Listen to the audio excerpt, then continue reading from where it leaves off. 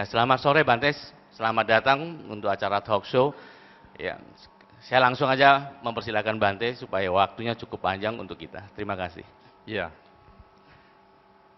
Wah, sebetulnya kalau tadi saya mendengar ceritanya Pak Renald nggak kepingin berhenti. Ya, bagus sekali, contoh-contohnya bagus, video-videonya bagus. Ya, tetapi karena kita juga harus membahas sedikit dari sudut Dharma, maka sebentar saya akan sampai di sini atau langsung diskusi aja? Langsung diskusi aja atau gimana? Oke lah. Saudara-saudara, tema kita pada kesempatan ini adalah membangun pendidikan karakter yang menghargai nilai-nilai kemanusiaan. Bagaimana sekarang pandangan Dharma tentang kemanusiaan? Kalau kita melihat atau kita mengingat Dhammapada ayat 10. Ya, Dhammapada 10 bait yang pertama, di situ disebutkan bahwa semua orang takut hukuman. Semua orang takut kematian. Dengan membandingkan orang lain dengan diri kita, maka kita seharusnya tidak akan melakukan pembunuhan atau mengkondisikan kematian. Nah, ini sebetulnya menjadi dasar kemanusiaan di dalam Dharma, bahwa orang lain sama dengan diri kita. Kalau sekarang diri kita ingin bahagia, orang lain juga sama ingin bahagia. Kalau diri kita tidak ingin disakiti, orang lain juga sama tidak ingin disakiti. Nah, inilah yang menjadi dasar kemanusiaan. Inilah yang menjadi dasar pembentukan karakter kita. Karena kadang-kadang kan kita tadi juga berpikir, bagaimana ya? Kadang-kadang seperti tadi yang disampaikan ya, misalnya pendidikannya tinggi, kuliahnya bagus, tapi kenapa kemasyarakatnya itu kok kurang? Karena ada kemungkinan dia tidak diingatkan bahwa semua orang sama dengan dirinya. Semua orang punya kebutuhan yang sama dengan dirinya. Kalau kita memahami itu, maka kemudian muncul rasa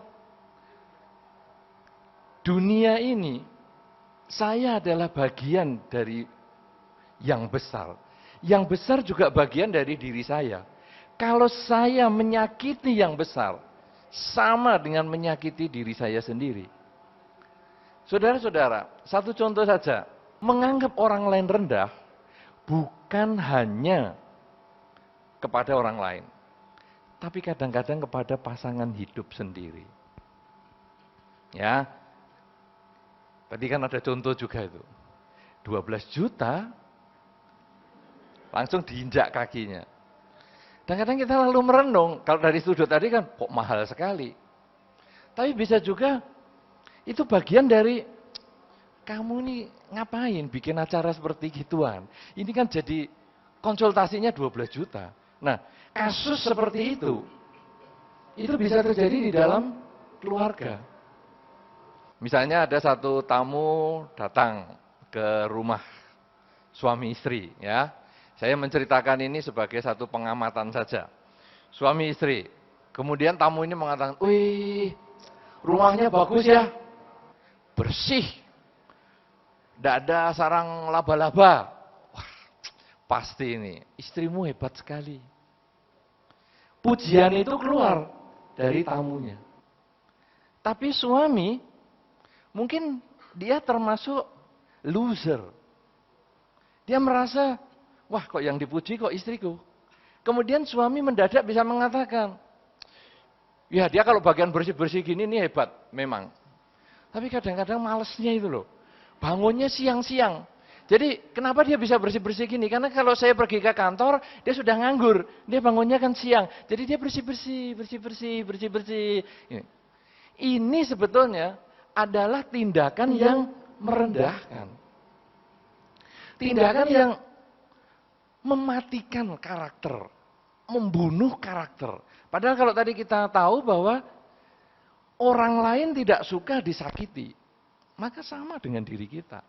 Lalu sekarang ini pasangan hidup, pasti juga orang yang kita sayangi, kan tidak ingin disakiti. Tapi justru yang membuat sakit adalah pasangannya sendiri.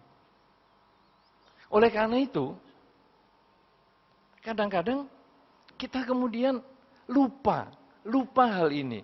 Mungkin kalau istilahnya Pak Renal tadi ya, ini mentalitas bad passenger. Jadi selalu gantungkan dengan orang lain, tapi begitu orang lain mendapat penghargaan, dia menjatuhkan. Nah, saudara-saudara, kalau tahap yang pertama ini, prinsip dasar ini kita kuasai dulu, bahwa dunia luar ini sesungguhnya adalah ada di diri kita, bahwa kalau kita menyakiti dunia luar itu sama dengan menyakiti diri kita sendiri, maka timbul rasa kasih sayang kita kepada orang lain. Minimal kepada pasangan hidup, minimal kepada anak. Kalau tadi anak mau digimbal, kalau dilarang, ya kan artinya membuat dia tidak berkembang. Nah, kalau sekarang kemudian kita kasih support, kita kasih dukungan. Ini memang bagian dari pembentukan karakter. Kenapa? Karena karakter itu, hal yang paling penting adalah memberikan contoh. Sebagai orang tua, sebagai panutan, kadang-kadang kalau juga biku ini juga dijadikan contoh. Ya, beberapa umat senang menjadikan biku jadi contoh. Misalnya, biku rambutnya gundul. Umat ikut-ikutan. Tidak tahu sebabnya gimana, pokoknya dia gundul-gundul aja. Jadi kadang-kadang beberapa orang kalau datang, seperti rombongannya Pak Chandra ini, ayah kita ini, beberapa mirip semua. Ini juga depan ini sama. Ini 2-3 orang begitu. Saya kadang-kadang malah merasa, saya mau cari yang gondrong aja. Kenapa? Karena saya merasa, nanti kalau saya datang ke satu tempat, dikiranya umat Buddha itu harus gundul. Ini merusak pasaran. Karena orang jadi, wah aku nggak mau ke wihara, kenapa? Takut dibotakin. Karena itu yang ikut Bante 1, 2, 3, 4 botak semua. Coba. Wah. Aduh. Maka kadang saya ngajak yang gondrong sekalian. Jadi, agama Buddha boleh gondrong? Boleh. Nah, saudara-saudara, karena ini pola mengikut. Ini memang pembentukan karakter dasar. Karena itu kalau tadi misalnya dibedong. Kenapa anaknya dibedong? Karena dulu orang tua mereka ya begitu. Kenapa orang tua ini begitu? Ya karena nenek moyangnya begitu. Jadi ini dibedong ini sudah turun-temurun dan tidak ada bahasa Inggrisnya memang. Sehingga ya pusing juga mau menjelaskan. Nah ini karena ada faktor mengikut. Karena itu saudara-saudara, kalau Anda mau membangun karakter keluarga Anda, karakter lingkungan Anda, mulailah dengan kita dulu yang menjadi lebih baik. Karena kalau kita baik, mungkin kita bisa mempengaruhi keluarga kita. Ketika Anda masih merokok, kemudian Anda melarang anak Anda, jangan merokok, maka larangan Anda itu tidak laku. Anda akan ditentang oleh anak Anda. Ya lah kamu sendiri papa yang ngerokok. Bukan hanya papa yang ngerokok. Mama aja ngerokok. Lihat masa anak-anak tidak boleh merokok.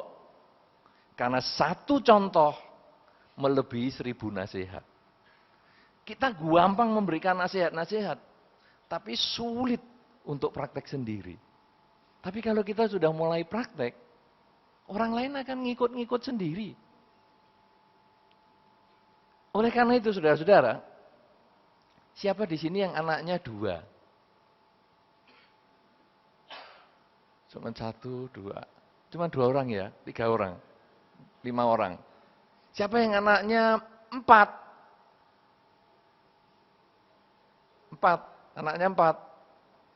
Oke. Nah, saudara-saudara, Anda lihat sekarang. Anak 2 ya. Anak yang 2 itu tidak ngepro bapaknya semua. tidak ngepro mamahnya semua. Biasanya ini ada satu-satu. Satu ngepro bapaknya. Karena apa? Karena dia merasa bapaknya ini panutan yang bagus. Contoh yang baik, maka dia ngikut. Yang satu ngepro mamahnya. Kenapa? Karena dia merasa ini mamahnya ini yang paling cocok, yang paling sesuai dengan harapannya. Nah yang repot tadi yang saya tanyakan kalau anaknya 3. Anak 3 bingung yang ketiga ini. Ikut siapa ya? Mama atau papa? Oke, ikut papa. Begitu ikut papa, berarti yang pro papa 2. Pro mama 1. Si mama bisa nggak aman loh ini di rumah. Karena merasa aku kalau ada pemungutan suara kalah ini. Maka tanpa tanya 3, saya lalu tanya 4. Karena 4 itu bisa 2 ayah, 2 ibu. Kalau yang kelima lahir, terpaksa 6. Kalau 7 lahir, terpaksa 8. Kenapa saudara? Ini faktor contoh. Sebetulnya adalah faktor contoh. Dan itu juga ke bawah. Sampai ada pernikahan. Kenapa perempuan kadang-kadang suka laki-laki yang cenderung lebih tua? Karena dia mencontoh. Figur contohnya adalah ayahnya. Maka dia merasa, aduh kalau dapat orang yang lebih tua itu bagi saya happy. Karena dia persis kayak papaku, wataknya lembut kayak papaku. Aku senang sekali. Dia akhirnya mau sama dia. Coba ibu-ibu. Siapa di antara ibu-ibu yang merasa memilih pasangannya dengan cara itu? Tidak berani tunjuk jari. Karena suaminya ada di sebelahnya. Oh, jadi aku ini cuma direfleksikan sebagai ayahmu ya? Kalau aku nggak mirip ayahmu, kamu nggak mau ya? Oh, nah, saudara-saudara, inilah yang membuat karakter itu sendiri. Bahwa orang tua adalah tokoh awal di dalam keluarga kita atau di dalam batin kita. Dia yang membuat kita dasar-dasar karakter kita. Kalau tadi istilahnya Pak Renard adalah fondasi bangunan kita. Fondasi watak-watak kita. Itu adalah dari orang tua. Karena mereka yang kita kenal dari awal. Sebaliknya, seorang laki-laki mencari istri juga cenderung seperti mamahnya. Makanya kalau ibu-ibu mungkin waktu dalam komunikasi dengan suami, jangan heran kadang-kadang dikatakan, kamu kok nggak kayak mamahku ya? Mamahku kalau pas acara begini, biasanya dia begini. Mamahku kalau dalam situasi begini, biasanya begitu. Kira-kira ibu-ibu ngalamin enggak? Ngalamin enggak? Ya. Ada ya? Ada enggak? Ngomong. Kayaknya yang jawab satu nih, yang lain mungkin di dalam batin. Daripada pulang gegeran dengan suami, lebih baik saya diam-diam aja lah. Tapi untung saya kebatinan sedikit tahu lah. Jadi kadang-kadang kita terpola itu. Wah, kok enggak kayak mamiku toh kamu itu. Kalau mamiku masak begini nih enak. Kamu bikin nasi goreng aja garingnya kayak gini. Kalau mamiku gini. Kalau mamiku gini. Terus sebaliknya yang perempuan, kalau papaku gini. Papaku kalau malam-malam mati lampu gini, mesti begini. Nah, kamu enak aja, mati lampu tetap tidur. Kalau papaku langsung keluar, cari lilin, ngidupkan lilin atau home light atau apa, itu papaku. Kadang-kadang suami istri bisa terjadi seperti itu. Kenapa saudara? Karena pembentukan karakter awal adalah contoh. Ya, karena itu kita semua masing-masing menjadi contoh untuk lingkungan kita. Kalau Anda bisa menjadi contoh yang baik, lingkungan Anda bisa menjadi baik. Tapi kalau Anda menjadi contoh yang buruk, maka lingkungan Anda juga jadinya buruk. Karena itu, Anda coba renungkan. Kenapa kadang-kadang di satu lingkungan kita kok nggak cocok? Misalnya, kita lingkungan yang rajin ke wihara. Saya rajin ke wihara. Kemudian kalau ketemu orang yang rajin ke wihara, nyambung ngomongnya. Wah, rajin ke wihara, besok minggu ke wihara lagi ya. Ya, besok minggu ke wihara lagi ya. Ya, minggu depan ya kita acara di sana, di sini. Nyambung. Tapi kalau kita yang rajin ke wihara ini, kemudian kena lingkungan yang kurang rajin ke wihara, nanti kan nggak cocok. Mau kemana minggu depan? Kita jawab, mau ke wihara. Ke wihara, oh sok suci nih kamu. Sok-sokan, apa buktinya kamu ke wihara terus juga nggak ada manfaatnya untuk kamu. Ya, kamu kan sudah dengar kata-katanya Bante Joti kan? Tidak perlu susah-susah untuk dapat seneng. Sudah seneng-seneng aja. Ke wihara susah-susah, tidak perlu. Seneng-seneng saja. Saudara-saudara, kalau sudah seperti itu kita merasa nggak cocok. Kenapa? Ini sudah bukan pola pikir kita. Karena karakter kita bukan yang seperti itu. Maka begitu kita ketemu, sudah tak mau saya tidak mau kumpul. Sebaliknya di lingkungan orang yang malas ke wihara, hari Minggu ke mall, sore ke acara yang lain lagi, malam nonton film. Begitu kumpul sama orang yang sering ke wihara, juga tidak bisa nyambung. Kenapa? Karena masing-masing membawa karakter. Nah, oleh karena itu saudara-saudara, kalau kita punya karakter tertentu, kita ini mempengaruhi lingkungan. Karakter kita baik, minimal keluarga kita baik. Karena kita menjadi contoh. Keluarga kita baik, masyarakat bisa menjadi lebih baik. Masyarakat bisa menjadi baik, satu bangsa bisa menjadi baik. Kalau bangsa kita ini berkarakter yang bagus, bisa menjadi contoh untuk bangsa-bangsa yang lain. Dunia pun punya karakter yang bagus. Nah, saudara, kalau sekarang kemudian kita lalu merenung tadi, bahwa seperti orang lain, aku tidak ingin disakiti, maka orang lain pun tidak boleh disakiti. Aku tidak ingin dihina, maka aku juga tidak boleh menghina orang lain. Aku ingin bahagia, maka orang lain juga bahagia seperti itu. Sekarang bagaimana kita kembangkan di dalam Dharma? Apa yang perlu kita lakukan dalam pembangunan atau pendidikan karakter di dalam Dhamma? Saudara-saudara, ada beberapa unsur yang kita bisa kembangkan untuk pendidikan karakter di dalam Dhamma. Yang pertama, kita mengembangkan unsur kejujuran. Pengembangan karakter ini butuh kejujuran. Dimulai dari anak. Kadang-kadang kan kita kalau di wihara tadi Bante Joti menyebutkan, wah semua sudah diajari untuk jujur, menjalankan kemoralan ya, jujur. Tapi kenapa di masyarakat kok prakteknya kurang? Karena kadang jujur di masyarakat itu dapat musuh. Contoh, anak-anak, siapa ini yang ngabisin makan ya? Papa belum makan, adik-adik belum makan. Siapa ini? Kok sudah habis makanan? Ayo jujur. Sudah diajarkan kan di wihara harus jujur?